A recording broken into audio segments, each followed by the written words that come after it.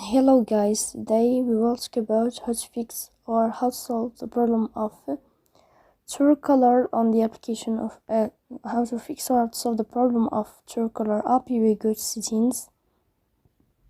Sorry, not here. You will go to this first page of settings.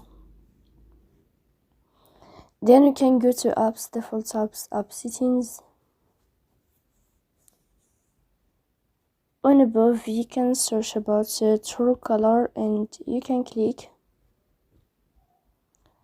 Here in this page of app info you can click on first stop and you can click OK. Then you will enter to the window of storage. Here you can click on clear cache, but pay attention, don't click clear data because that can delete your account.